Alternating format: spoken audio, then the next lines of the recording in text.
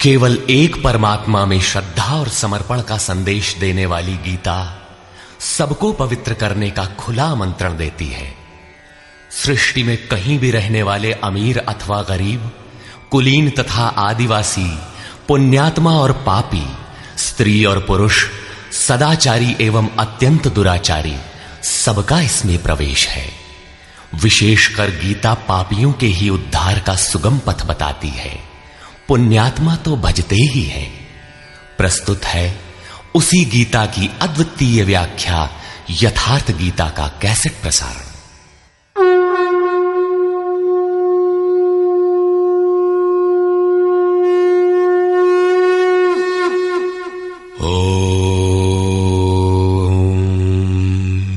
श्री परमात्मने नमः। यथार्थ गीता श्रीमद् भगवत गीता अथ द्वितीयो अध्यायः। प्रथम अध्याय गीता की प्रवेशिका है, जिसमें आरंभ में पथिक को प्रतीत होने वाली उलझनों का चित्रण है। लड़ने वाले संपूर्ण कौरव पांडव थे, किंतु संशय का पात्र मात्र अर्जुन है। अनुराग ही अर्जुन है। इष्ट के अनुरूप राग ही पथिक को क्षेत्र क्षेत्रज्ञ के संघर्ष के लिए प्रेरित करता है।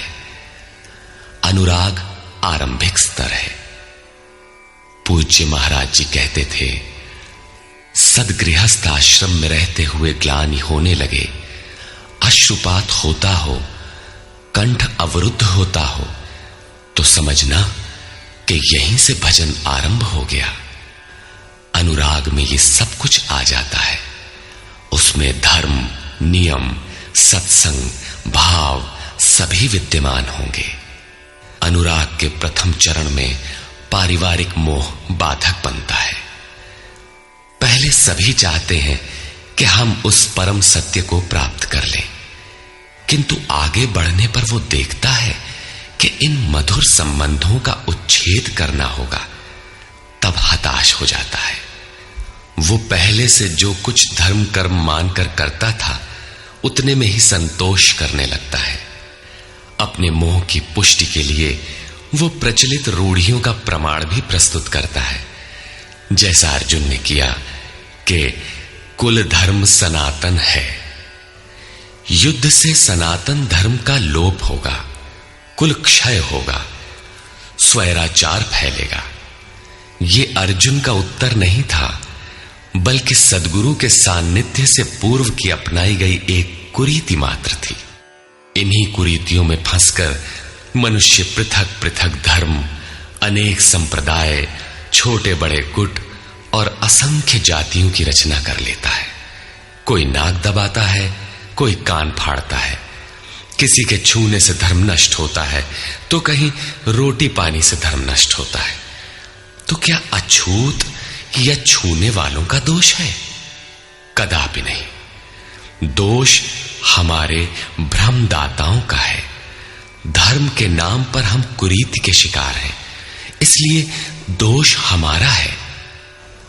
महात्मा बुद्ध के समय में केश कंबल एक संप्रदाय था, जिसमें केश को बढ़ाकर कंबल की तरह प्रयोग करने को पूर्णता का मानदंड माना जाता था। कोई गोव्रतिक गाय की भांति रहने वाला था, तो कोई कुक्कुरव्रतिक कुत्ते की तरह खाने पीने रहने वाला था। ब्रह्म विद्या का इनसे कोई संबंध नहीं है। संप्रदाय और कुरीतियां पहले भी थीं, आज भी हैं।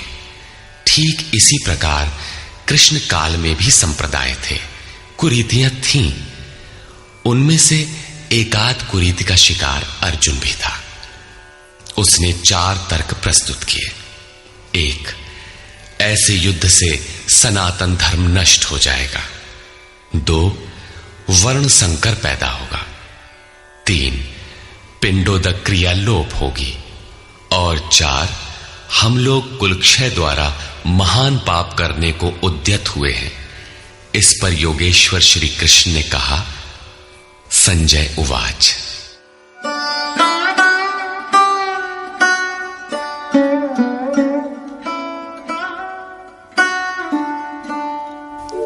तथा कृपयाविष्टम् अश्रुपूर्णाकुलेक्षणम् विषीदन्तमिदं वाक्यम् उवाच मधुसूदनः। करुणा से व्याप्त अश्रुपूर्ण व्याकुल नेत्रों वाले उस अर्जुन के प्रति मधुसूदन, मद का विनाश करने वाले भगवान ने ये वचन कहा। श्री भगवान उवाच।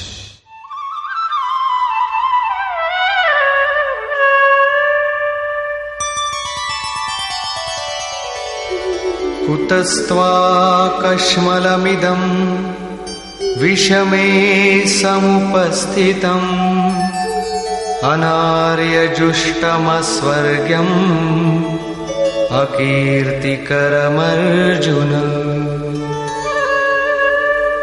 अर्जुन, इस विषम स्थल में तुझे ये अज्ञान कहां से हो गया? विषम स्थल अर्थात जिसकी समता का सृष्टि में कोई स्थल है ही नहीं, पारलौकिक है लक्ष्य जिसका, उस निर्विवाद स्थल पर तुझे अज्ञान कहां से हुआ? अज्ञान क्यों? अर्जुन तो सनातन धर्म की रक्षा के लिए कटिबद्ध है। क्या सनातन धर्म की रक्षा के लिए प्राणपण से तत्पर होना अज्ञान है? श्री कृष्ण कहते हैं, हां, ये अज्ञान है। न तो संभावित पुरुषों द्वारा इसका आचरण किया गया है, न स्वर्ग ही देने वाला है और न ये कीर्ति को ही करने वाला है। सन्मार्ग पर जो दृढ़ता पूर्वक आरूढ़ है उसे आर्य कहते हैं। परिवार के लिए मरना मिटना यदि अज्ञान न होता तो महापुरुष उस पर अवश्य चले होते। यदि कुल धर्म ही सत्य होता तो स्वर्ग और कल्याण की निःश्रेणी अवश्य बनता। ये कीर्तिदायक भी नहीं है। मीरा भजन करने लगी तो लोग कहें मीरा भई बावरी, सास कहे कुल नाशी रे।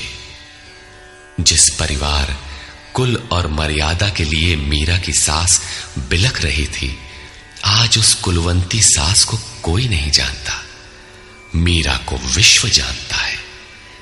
ठीक इसी प्रकार परिवार के लिए जो परेशान हैं, उनकी भी कीर्ति कब तक रहेगी? जिसमें कीर्ति नहीं, कल्याण नहीं, श्रेष्ठ पुरुषों ने भूल कर भी जिसका आचरण नहीं किया, तो सिद्ध है कि वो अज्ञान है। अतः क्लैब्यमास्मगमः पार्थ नैतत्त्वय्युपपद्यते क्षुद्रं हृदय दौर्बल्यं त्यक्त्वोत्तिष्ठ परन्तप। अर्जुन, नपुंसकता को मत प्राप्त हो। क्या अर्जुन नपुंसक था? क्या आप पुरुष हैं? नपुंसक वो है जो पौरुष से हीन हो। सब अपनी समझ से पुरुषार्थ ही तो करते हैं। किसान रात दिन खून पसीना एक करके खेत में पुरुषार्थ ही तो करता है। कोई व्यापार में पुरुषार्थ समझता है तो कोई पद का दुरुपयोग करके पुरुषार्थी बनता है। जीवन भर पुरुषार्थ करने पर भी खाली हाथ जाना पड़ता है। स्पष्ट है कि यह पुरुषार्थ नहीं है। शुद्ध पुरुषार्थ है आत्मदर्शन। गार्गी ने याज्ञवल्क्य से कहा, नपुंसक पुमान ज्ञेयो यो न वेत्ति हृदि स्थितम पुरुषम स्वप्रकाशम तस्मानंदात्मानमव्ययम्। वो पुरुष होते हुए भी नपुंसक है जो हृदयस्थ आत्मा को नहीं पहचानता। वो आत्मा ही पुरुष स्वरूप, स्वयं प्रकाश, उत्तम आनंद युक्त और अव्यक्त है। उसे पाने का प्रयास ही पौरुष है। अर्जुन, तू नपुंसकता को न प्राप्त हो, ये तेरे योग्य नहीं है। हे परम तप, हृदय की इस क्षुद्र दुर्बलता को त्याग कर युद्ध के लिए खड़ा हो। इस पर अर्जुन ने तीसरा प्रश्न प्रस्तुत किया। अर्जुन उवाच।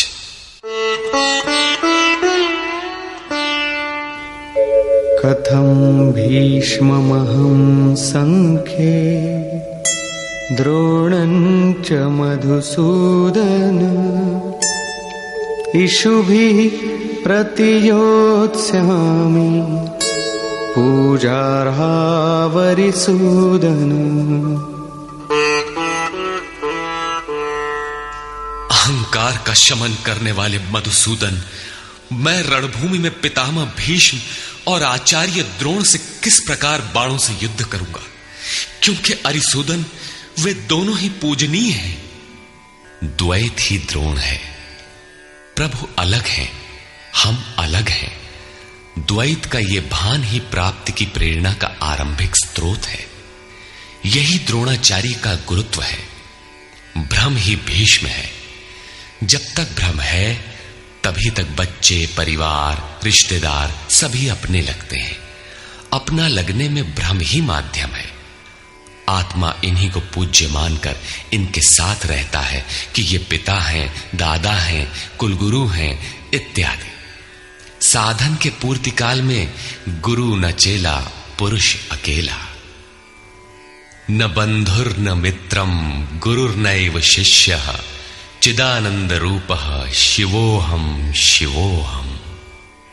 जब चित्त उस परम आनंद में विलय हो जाता है तब न गुरु ज्ञान दाता और न शिष्य ग्रहण करता ही रह जाता है।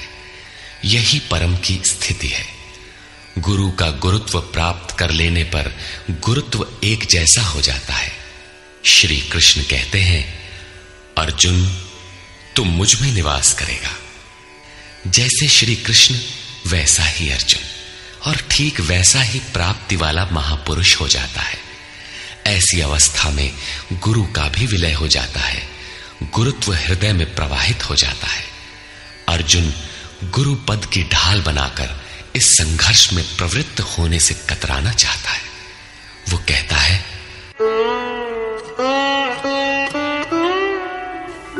गुरून् हत्वा हि महानुभावान् श्रेयो भोक्तुं भैक्षमपीह लोके हत्वार्थकामास्तु गुरूनिहैव भुञ्जीय भोगान् रुधिरप्रदिग्धान्। इन महानुभाव गुरुजनों को न मारकर मैं इस लोक में भिक्षा का अन्न भी श्रेयस्कर समझता हूं। यहां भिक्षा का अर्थ उदर पोषण के लिए भीख मांगना नहीं, बल्कि सत्पुरुषों की टूटी फूटी सेवा द्वारा उनसे कल्याण की याचना ही भिक्षा है। अन्नम ब्रह्मेति व्यजानात। अन्न एकमात्र परमात्मा है, जिसे प्राप्त करके आत्मा सदा के लिए तृप्त हो जाता है, कभी अतृप्त नहीं रहता। हम महापुरुषों की सेवा और याचना द्वारा शनैः शनैः ब्रह्म पीयूष प्राप्त करें, किंतु ये परिवार न छूटे, यही अर्जुन के भिक्षान्न की कामना है। संसार में अधिकांश लोग ऐसा ही करते हैं। वे चाहते हैं कि पारिवारिक स्नेह संबंध न मारना पड़े और मुक्ति भी शनैः शनैः मिल जाए, किंतु चलने वाले पथिक के लिए, जिसके संस्कार इनसे ऊपर हैं, जिसमें संघर्ष की क्षमता है, स्वभाव में क्षत्रियत्व प्रवाहित है, उसके लिए इस भिक्षान्न का विधान नहीं है। स्वयं न करके याचना करना भिक्षान्न है। गौतम बुद्ध ने भी मध्यम निकाय के धम्म दायाद सुत्त में इस भिक्षान्न की आमिष दायाद कहकर उसे हेय माना है, जबकि शरीर यापन से सभी भिक्षु थे। इन गुरुजनों को मारकर मिलेगा क्या?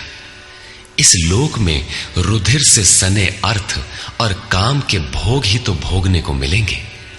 अर्जुन कदाचित सोचता था कि भजन से भौतिक सुखों की मात्रा में अभिवृद्धि होगी।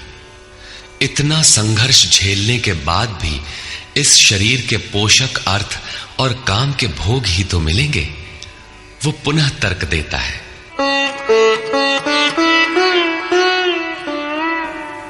न चैतद्विद्मः कतरन्नो गरीयो यद्वा जयेम यदि वा नो जयेयुः यानेव हत्वा न जिजीविषामः तेव स्थिताः प्रमुखे धार्तराष्ट्राः।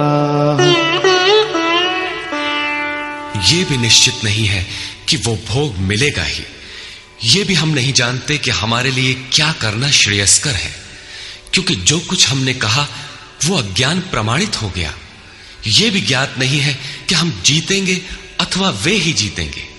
जिन्हें मारकर हम जीना भी नहीं चाहते, वे ही धृतराष्ट्र के पुत्र हमारे सामने खड़े हैं।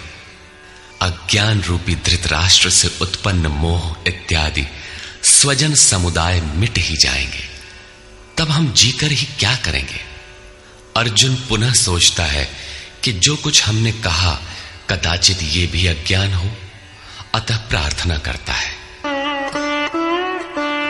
कार्पण्यदोषोपहतः स्वभावः पृच्छामि त्वां धर्मसम्मूढचेताः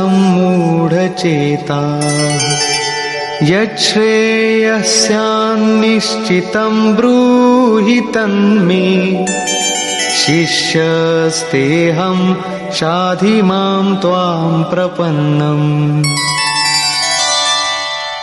कायरता के दोष से नष्ट स्वभाव वाला, धर्म के विषय में सर्वथा मोहित चित्त हुआ मैं आपसे पूछता हूं, जो कुछ निश्चित परम कल्याणकारी हो वो साधन मेरे लिए कहिए। यहां अर्जुन ने पूर्ण समर्पण कर दिया। अभी तक वो श्री कृष्ण को अपने स्तर का ही समझता था, अनेक विद्याओं में अपने को कुछ आगे ही मानता था। यहां उसने अपनी बागडोर श्री कृष्ण को वस्तुतः सौंप दी।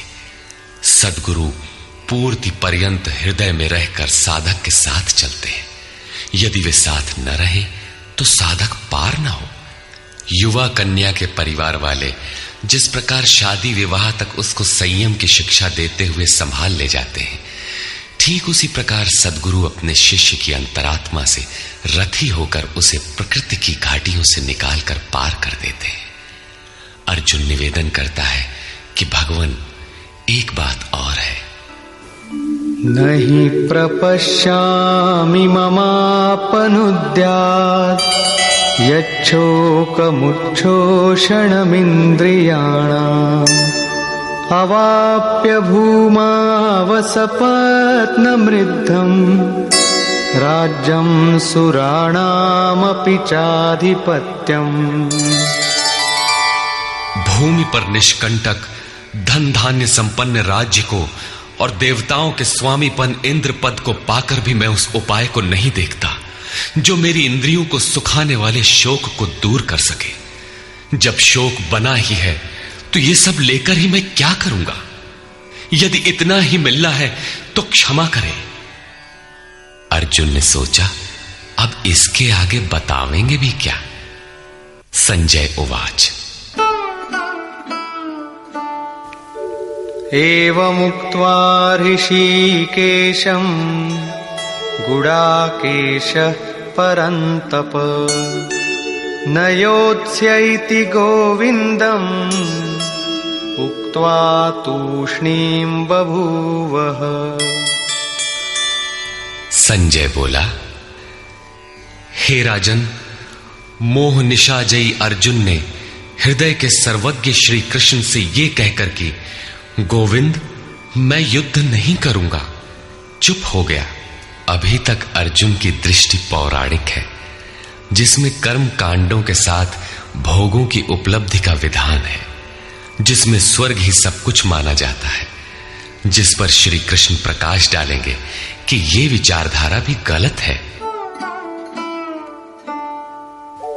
तमुवाच ऋषिकेशः प्रहसन्निव भारत सेनयोरुभयोर्मध्ये विषीदन्तमिदं वचः। उसके उपरांत हे भरतवंशी धृतराष्ट्र, अंतर्यामी योगेश्वर श्री कृष्ण ने दोनों सेनाओं के बीच में उस शोक युक्त अर्जुन को हंसते हुए से ये वचन कहा। श्री भगवानुवाच।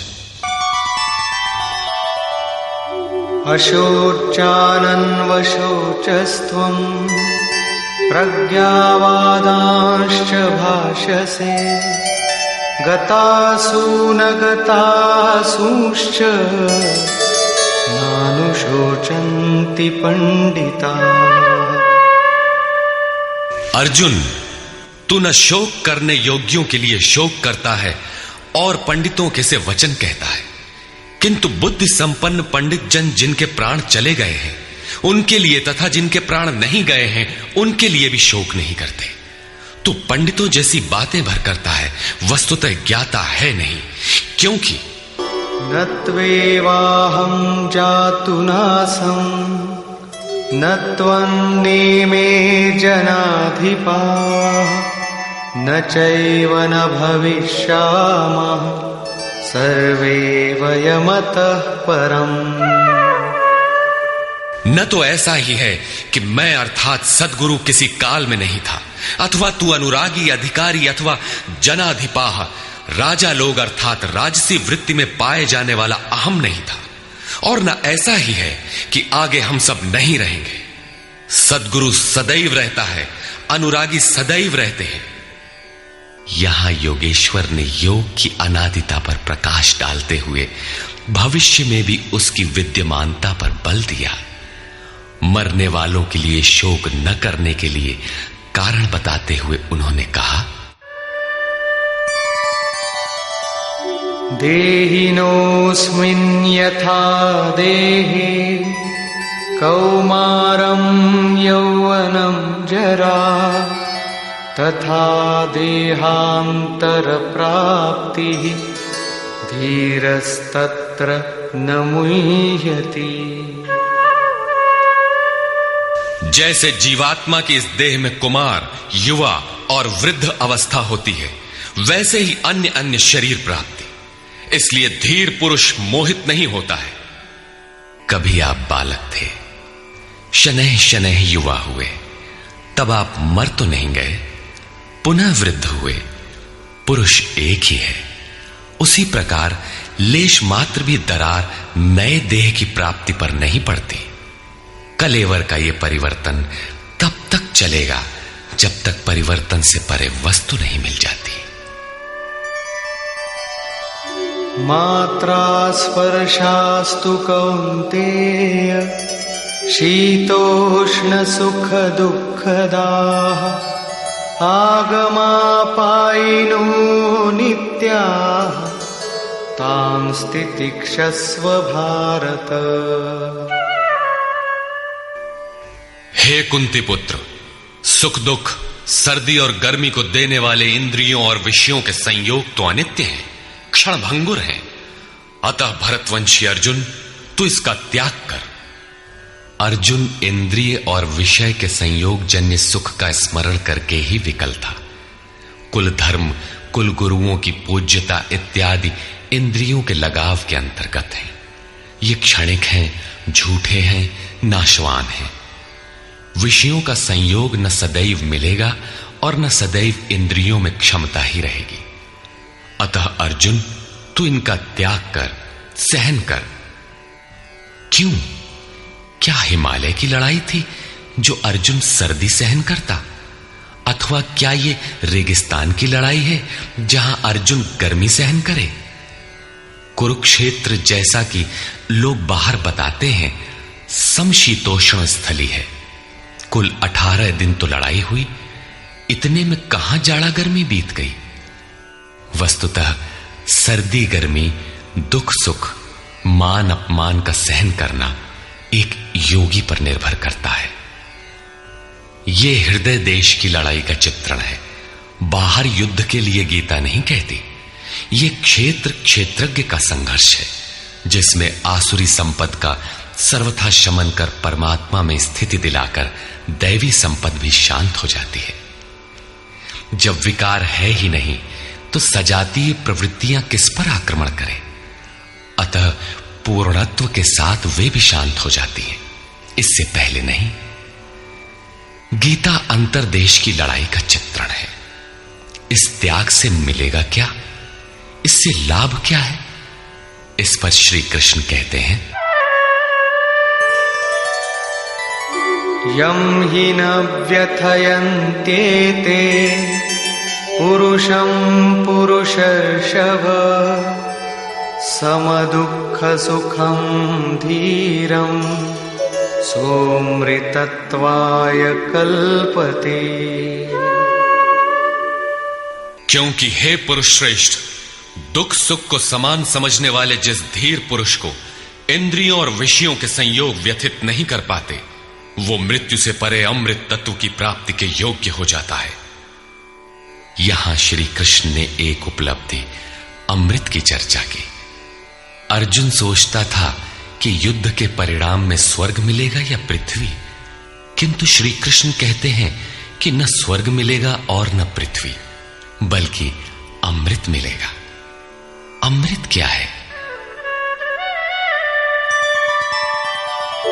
नासतो विद्यते भावो ना भावो विद्यते सतः उभयोरपि दृष्टोऽन्तः त्वनयोस्तत्त्वदर्शिभिः।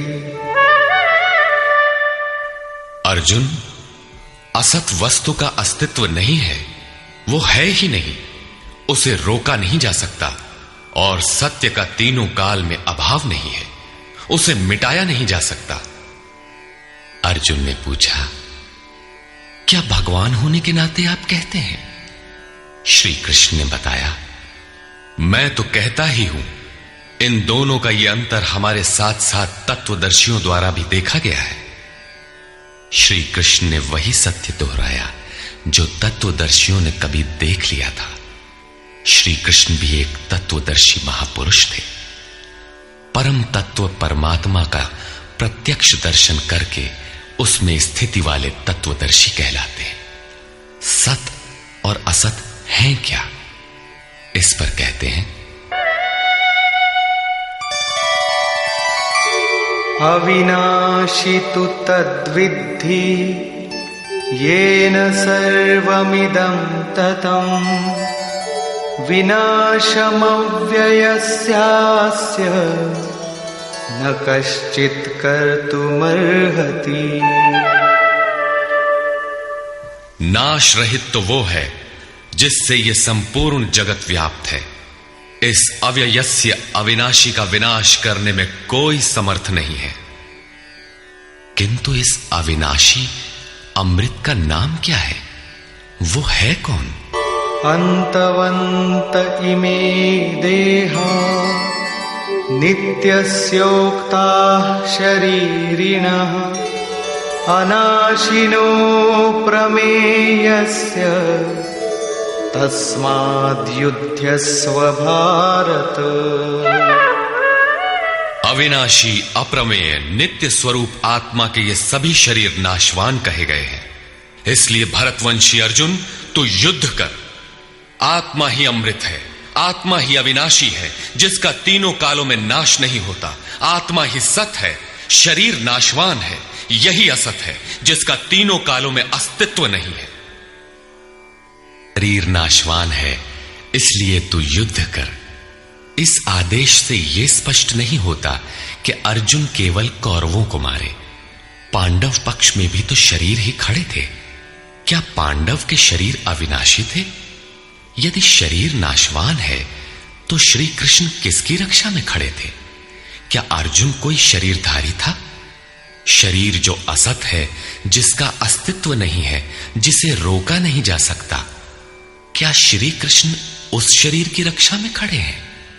यदि ऐसा है तो वे भी अविवेकी और मूढ़ हैं, क्योंकि आगे श्री कृष्ण स्वयं कहते हैं कि जो केवल शरीर के लिए ही पचता है, श्रम करता है, वो अविवेकी और मूढ़ बुद्धि है। वो पापायु पुरुष व्यर्थ ही जीता है। अंततः अर्जुन कौन था? वस्तुतः अनुराग ही अर्जुन है। अनुरागी के लिए इष्ट सदैव रथी बनकर साथ में रहते हैं, सखा की भांति उसका मार्गदर्शन करते हैं। आप शरीर नहीं हैं। शरीर तो आवरण है, रहने का मकान है। उसमें रहने वाला अनुराग पूरित आत्मा है। भौतिक युद्ध, मारने काटने से शरीरों का अंत नहीं होता। यह शरीर छूटेगा तो आत्मा दूसरा शरीर धारण कर लेगा। इसी संदर्भ में श्री कृष्ण कह चुके हैं कि जिस प्रकार बाल्यकाल से युवा या वृद्धावस्था आती है, उसी प्रकार देहांतर की प्राप्ति होती है। शरीर काटेंगे तो जीवात्मा नया वस्त्र बदल लेगा। शरीर संस्कारों के आश्रित है और संस्कार मन पर आधारित है। मन एव मनुष्याणाम कारणम बंध मोक्षयोः। मन का सर्वथा निरोध होना, अचल स्थिर ठहरना और अंतिम संस्कार का विलय एक ही क्रिया है। संस्कारों की सतह का टूट जाना ही शरीरों का अंत है। इसे तोड़ने के लिए आपको आराधना करनी होगी, जिसे श्री कृष्ण ने कर्म या निष्काम कर्मयोग की संज्ञा दी है। कृष्ण ने स्थान स्थान पर अर्जुन को युद्ध की प्रेरणा दी, किंतु एक भी श्लोक ऐसा नहीं है जो भौतिक युद्ध या मार काट का समर्थन करता हो। यह युद्ध सजातीय विजातीय प्रवृत्तियों का है, अंतर्देश में है।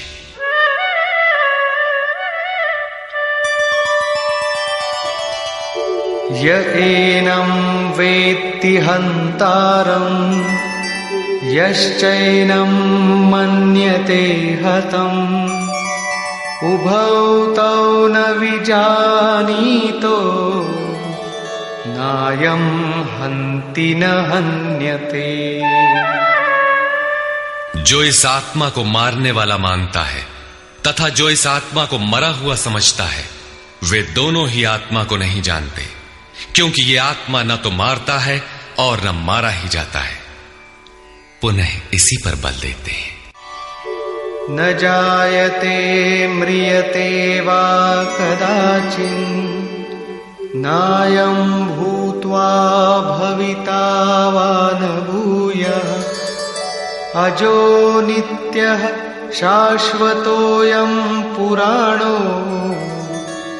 न हन्यते हन्यमाने शरीरे। ये आत्मा किसी काल में न तो जन्मता है और न मरता है, क्योंकि ये वस्त्र ही तो बदलता है। न ये आत्मा होकर अन्य कुछ होने वाला है, क्योंकि यह अजन्मा है, नित्य है, शाश्वत और पुरातन है। शरीर के नाश होने पर भी उसका नाश नहीं होता। आत्मा ही सत्य है, आत्मा ही पुरातन है, आत्मा ही शाश्वत और सनातन है। आप कौन है? सनातन धर्म के अनुयायी। सनातन कौन है? आत्मा। आप आत्मा के अनुयायी हैं। आत्मा, परमात्मा और ब्रह्म एक दूसरे के पर्याय हैं। आप कौन है? शाश्वत धर्म के उपासक। शाश्वत कौन है? आत्मा। अर्थात हम आप आत्मा के उपासक हैं। यदि आप आत्मिक पथ को नहीं जानते तो आपके पास शाश्वत सनातन नाम की कोई वस्तु नहीं है। उसके लिए आप आहें भरते हैं तो प्रत्याशी अवश्य है, किंतु सनातन धर्मी नहीं है। सनातन धर्म के नाम पर किसी कुरीति के शिकार हैं। देश विदेश में मानव मात्र में आत्मा एक ही जैसा है। इसलिए विश्व में कहीं भी कोई आत्मा की स्थिति दिलाने वाली क्रिया जानता है और उस पर चलने के लिए प्रयत्नशील है, तो वो सनातन धर्मी है, चाहे वो अपने को ईसाई, मुसलमान, यहूदी या कुछ भी क्यों न कह ले। वेदा विनाशिनं नित्यं य एनमजमव्ययम् कथं स पुरुषः पार्थ कं घातयति हन्तिकम्। पार्थिव शरीर को रथ बनाकर ब्रह्म रूपी लक्ष्य पर अचूक निशाना लगाने वाला पृथा पुत्र अर्जुन, जो पुरुष इस आत्मा को नाश रहित, नित्य, अजन्मा और अव्यक्त जानता है, वो पुरुष कैसे किसी को मरवाता है और कैसे किसी को मारता है। अविनाशी का विनाश असंभव है, अजन्मा जन्म नहीं लेता, अतः शरीर के लिए शोक नहीं करना चाहिए। इसी को उदाहरण से स्पष्ट करते हैं।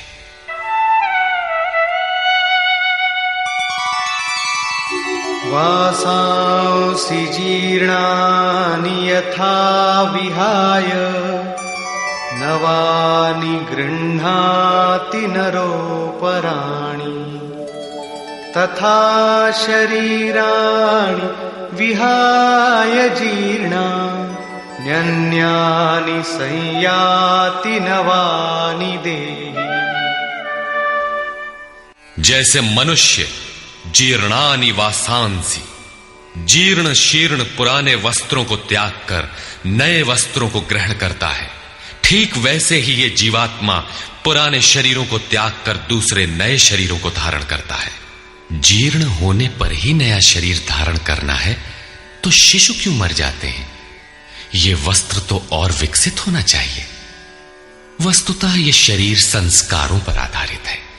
जब संस्कार जीर्ण होते हैं तो शरीर छूट जाता है। यदि संस्कार 2 दिन का है तो दूसरे दिन ही शरीर जीर्ण हो गया। इसके बाद मनुष्य एक श्वास भी अधिक नहीं जीता। संस्कार ही शरीर है। आत्मा संस्कारों के अनुसार नया शरीर धारण कर लेता है। अथा खलु ऋतुमयः पुरुषः यथा इहैव तथैव प्रेत्य भवति कृतं लोकम पुरुषोऽभिजायते। अर्थात ये पुरुष निश्चय ही संकल्पमय है। इस लोक में पुरुष जैसा निश्चय वाला होता है वैसा ही यहां से मरकर जाने पर होता है। अपने संकल्प से बनाए हुए शरीरों में पुरुष उत्पन्न होता है। इस प्रकार मृत्यु शरीर का परिवर्तन मात्र है, आत्मा नहीं मरता। पुनः इसकी अजरता अमरता पर बल देते हैं।